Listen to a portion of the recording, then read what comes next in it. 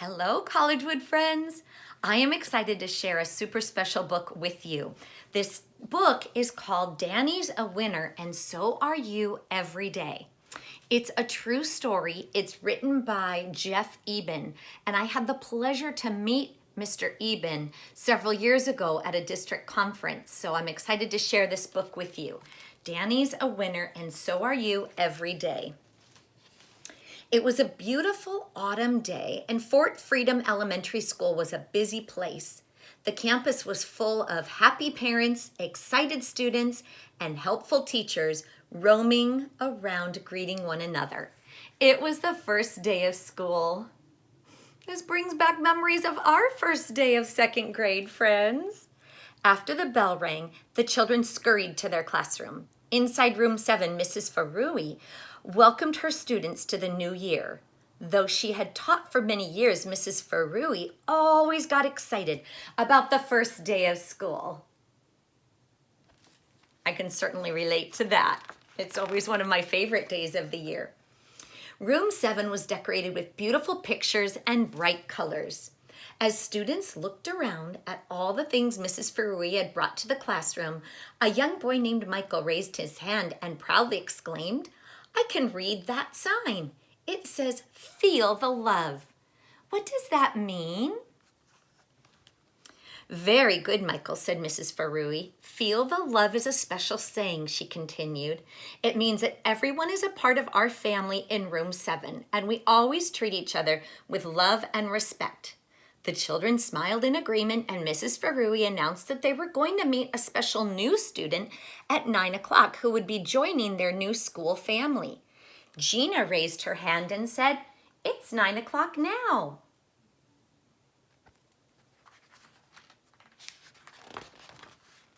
The students were puzzled when Mrs. Farui quickly lined the class up outside. They still weren't quite sure what to expect when she told them they would be meeting their new classmate in the parking lot.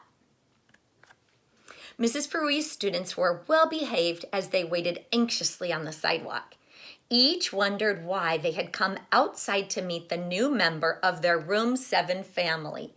Then a red van pulled up to the cone, and their questions were about to be answered.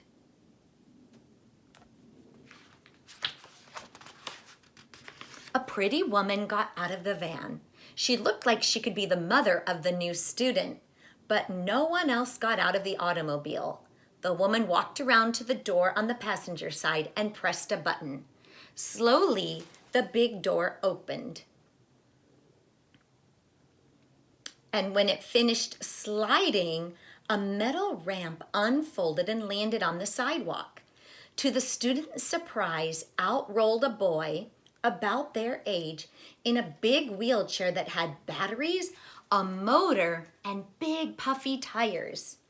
It looked like a small car or cart that they might see on a golf course. Mrs. Farui smiled a big smile as the boy and his mom looked at the crowd for the first time. "Boys and girls," the teacher said, "this is Danny and his mom, Laura." "Whoa, cool! Wow!" were just a few of the comments made by the wide-eyed children. They had never seen anyone before at that school that looked like Danny. As the group headed back to their new school home in room 7, curiosity got the best of the students. "Hey, Danny, is that fun to drive?" asked Jacob. "How fast does your chair go?" Fang wanted to know. As they got close to their class, all of the children laughed when Mario asked, "Danny, can you pop a wheelie?" As he drove alongside his new friends, Danny just smiled. Inside, he was happy, but also a little bit embarrassed by all the attention.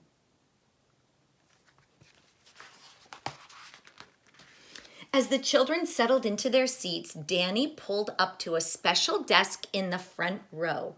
It was big enough for his legs to fit under the desktop. "It will be easy to write and draw on this," Danny thought.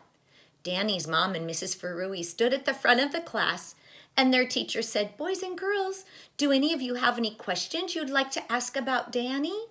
Hands went up quickly around the room. There was one question on everyone's mind, and when Lucy was called on, she asked it. "Why is Danny in a wheelchair?" asked Lucy. And everyone else put their hands down. They all wanted to know the same thing. "Well," Laura began, "Danny and his father were in a bad car accident and the car flipped upside down." More than one student gasped as Danny's mom told the story.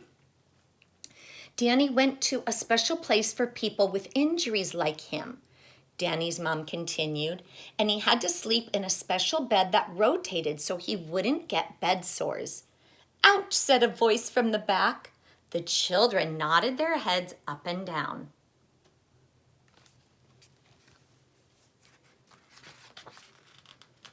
Laura told the children that she and Danny's father were very sad and scared for Danny. "When we got to the hospital, the doctor told us Danny had broken his spine and was paralyzed," Laura quietly remembered. "Do you know what that is?" Soon, though, she told them that Danny started to feel better, and finally he was strong enough to sit up in a wheelchair, and he started going to the hospital gym to exercise and learn to drive his new electric chair. But, Laura told the class, Danny was still very frightened. One day, a man from the hospital saw Danny in the gym. He smiled and loudly asked, "How many wins have you had today?" Danny was puzzled, according to his mother, until the man told him, "Every night before you go to sleep, write down the best thing you did for that day. That is your win." Soon Danny had a chart in his room where the nurses helped him count his daily wins. It made him feel better, and finally he was ready to come home.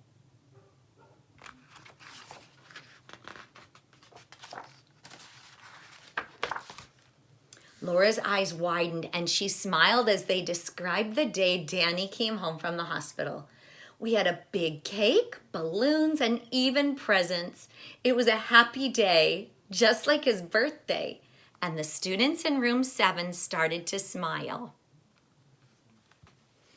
Danny's mom ended her story by saying, "Thank you for listening." And Mrs. Faroohi added, "Is there something you'd like to say to Danny or his mom?" "Danny, you're brave," said Ellen. "Mrs. Faroohi, can we have a win chart for our class?" And Mrs. Faroohi smiled. That's exactly what she was thinking. The clock reached 10:30 and it was time for recess. Ooh, just the same time we have recess too. "Let's get ready to go outside," said the children. "Today at recess, we are going to play room 8 in a soccer game." "Woo, hooray, yippee," shouted the children.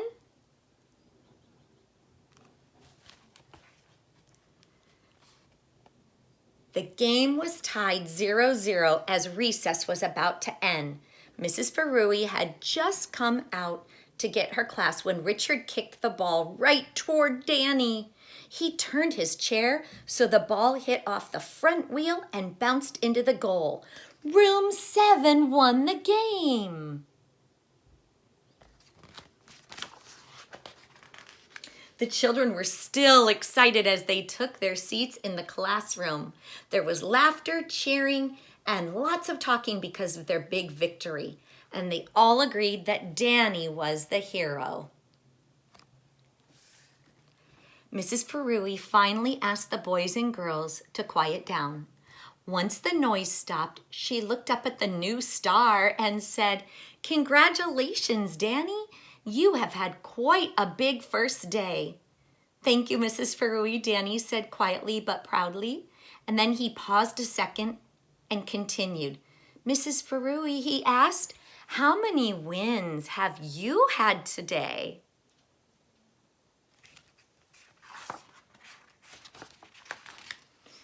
A tear formulated in Mrs. Farui's eye. She knew the answer but didn't say a single word. She just looked around and stared at all the smiling faces in her new school family. It was only the first day and she could already feel the love. So this book was made possible with the help of Laura Mean and her first grade students at Freedom Elementary School. So this is the group that actually wrote the book.